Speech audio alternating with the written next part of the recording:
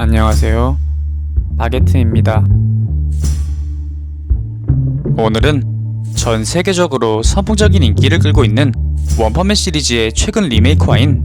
180화를 한번 리뷰하고 분석해보도록 하겠습니다.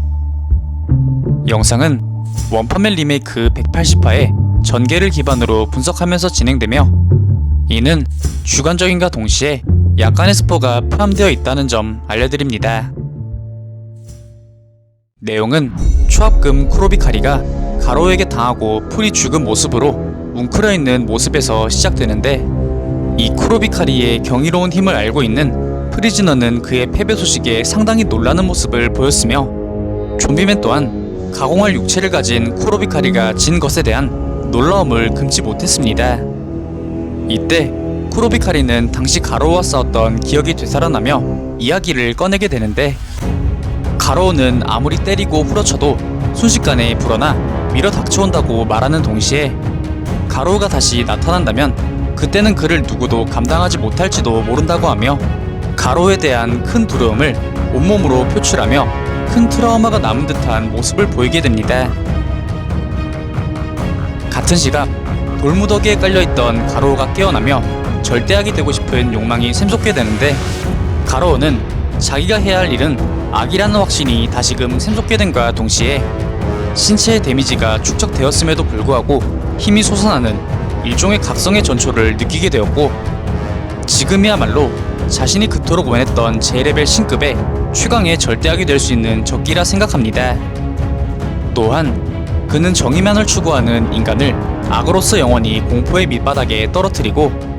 불합리와 불합리를 낳는 그런 치졸한 인간들도 전부 없애버리며 생존의 여유가 없는 세상을 만들어 전쟁과 괴롭힘, 그리고 차별 등 현 사회에 만연해 있는 수많은 악을 최강의 악으로 억누를 수 있는 초월적이고 신적인 존재가 되길 원했으며, 결론적으로 불평등한 정의보단 평등한 절대악이 현 세계에 더 도움이 될 것이라 생각하게 됩니다. 그러던 도중 가로우의 내리에 계속 마음에 걸린 히어로 도감을 가진 버벅머리 아이가 등장하게 되고,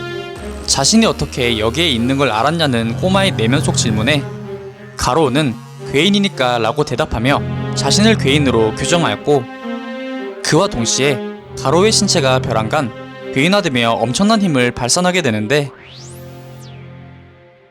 같은 시각 초합금 쿠로비카리는 여전히 가로우에 대한 두려움에 사로잡혀 있었으며 스스로 자신을 패배자라 칭하며 비관적인 모습을 보임과 동시에, 결국 자신이 원했던 건 자신을 꺾을 만한 강자와의 대전이 아닌 그저 기분 좋은 압도적인 승리였다는 것을 깨닫게 되며 지금껏 자신마저 속여왔다는 것을 알게 됩니다. 그리고는 지금껏 자신이 해왔던 히어로는 정의도 각오도 없는 단순한 히어로 놀이라 말하기까지 하는데, 그 순간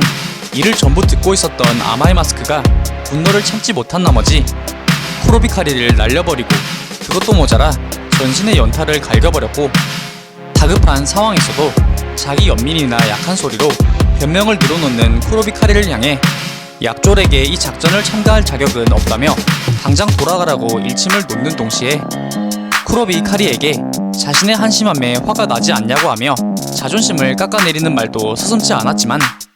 쿠로비카리의 마음은 이미 가로우에게 정복당해 그의 말은 들려오지 않았습니다. 이때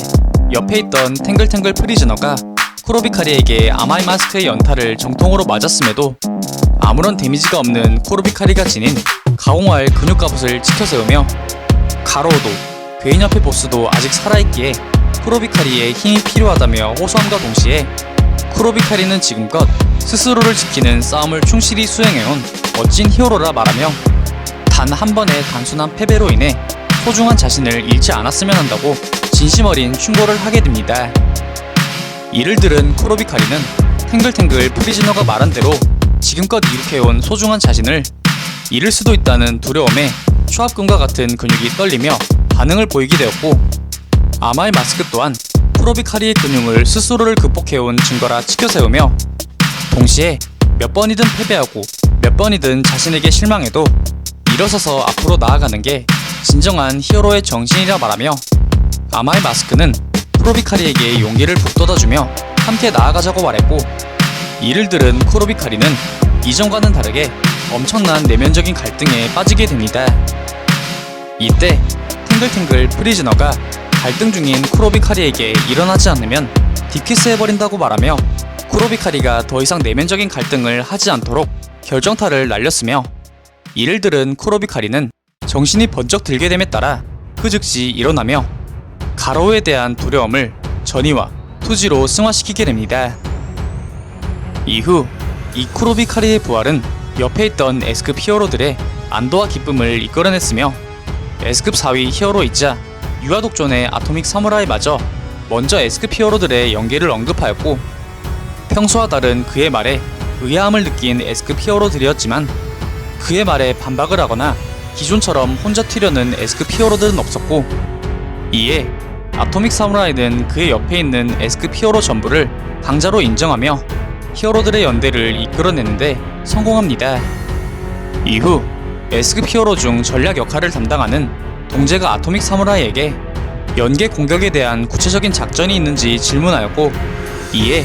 아토믹 사무라이는 답 대신 손가락으로 하늘 위의 무언가를 가리키게 되는데,